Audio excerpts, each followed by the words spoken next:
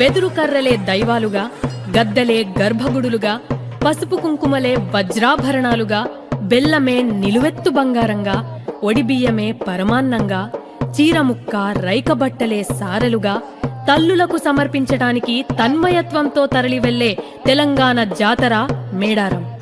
వనదేవత, మనదేవత, జనదేవత అంటూ నమ్మకాన్ని నింపుకొని కోట్లాది మంది భక్తులు కదిలే జాతర మేడారం.